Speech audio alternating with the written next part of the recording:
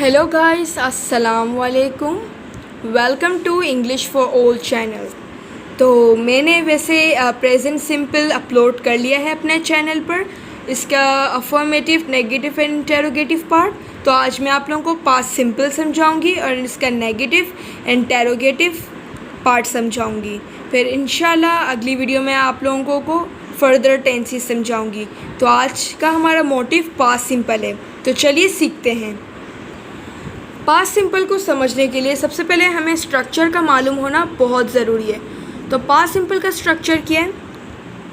Subject plus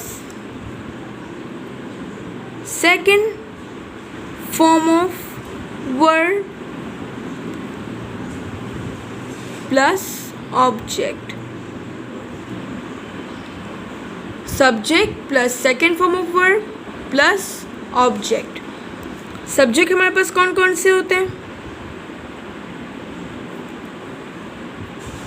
he, she, they, you, we, आई। तो ये हमारे पास सारे क्या हैं? सब्जेक्ट्स हैं। इनमें से सिंगुलर कौन से हैं?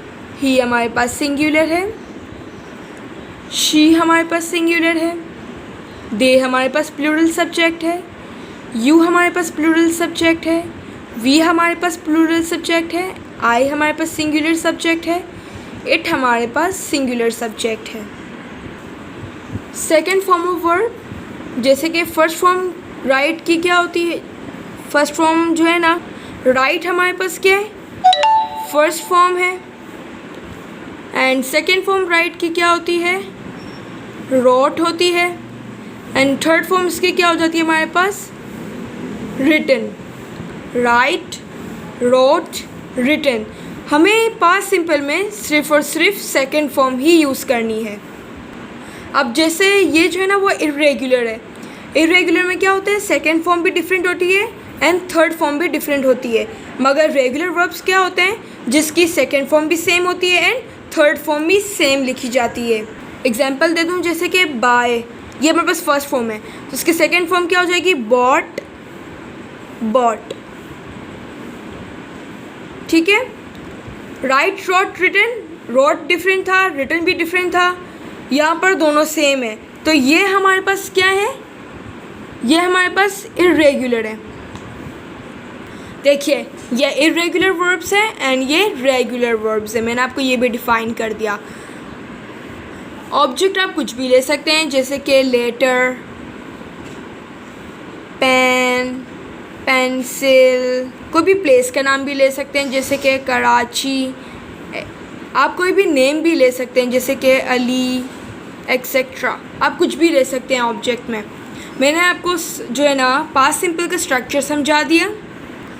सब्जेक्ट होता है, सेकेंड फॉर्म ऑफ वर्ब होता है, ऑब्जेक्ट होता है। सब्जेक्ट मैंने आपको बता दिए थे कि he, she, they, you, we, I, it होते हैं। सेकेंड फॉर्म बता दी मैंने आप लोगों को एंड उसकी फर्दर टाइप्स भी बता दी। ऑब्जेक्ट के बारे में भी बता दिया। तो अभी हम लोग एग्जाम्पल सॉल्व करते हैं, बनाते हैं स्ट्रक्चर के अकॉर्डिंग, ताकि हमें पास्ट सिंपल और क्लियर हो जाए। स्ट्रक्चर में था हमारे पास subject plus second form of verb plus object. तो एक एग्जाम्पल के तौर पर बना लेते हैं, जैसे कि शी हमारे पास सब्जेक्ट आ गया, प्लेड हमारे पास सेकेंड फॉर्म ऑफ वर्ब आ गया, शी प्लेड हॉकी, ऑब्जेक्ट आ गया। जैसे कि you cooked food, you cooked food. You हमारे पास क्या है? सब्जेक्ट। कुक्ड हमारे पास कुक की कुक्ड हो गया, सेकेंड फॉर्म ऑफ वर्ब है एंड ऑब्जेक्ट हमारा फूड है। ये हमने किया था अफर्मेटिव, यानी कि सिंपल अफर्मेटिव। अब हम करने वाले हैं पास्ट सिंपल का ही नेगेटिव। देखें, नेगेटिव में क्या होता है? हमारे पास सब्जेक्ट है, सब्जेक्ट के बाद हमारे पास डिड नॉट आ जाता है नेगेटिव में एंड सेकेंड फॉर्म नहीं हम अप्लाई करते हैं नेगेटिव में। लेकिन पास्ट सिंपल के नेगेटिव में हम लोग फर्स्ट फॉर्म अप्लाई करते हैं, देन हमारा वही ऑब्जेक्ट आ गया। जैसे कि सब्जेक्ट हमने ले लिया दे, डिड नॉट लगा लिया, डिड नॉट मेक का सेकेंड फॉर्म क्या होता है? मेड, लेकिन हम फर्स्ट फॉर्म में लेंगे make. They did not make. Object में आप कुछ भी ले लें, केक, प्रेजेंटेशन, ठीक है, कुछ भी। जैसे मैं ले रही हूँ दे did not make presentation. Sorry, अगर आप केक लेंगे तो आप लोगों को वर्ब भी चेंज करना पड़ेगा। जैसे कि बेक, हम केक को बेक करते हैं, लेकिन आप मेक भी डाल सकते हैं वैसे। Presentation, they did not make presentation. They हमारे पास सब्जेक्ट है, हमने डिड नॉट डाला क्योंकि हमारे स्ट्रक्चर में है।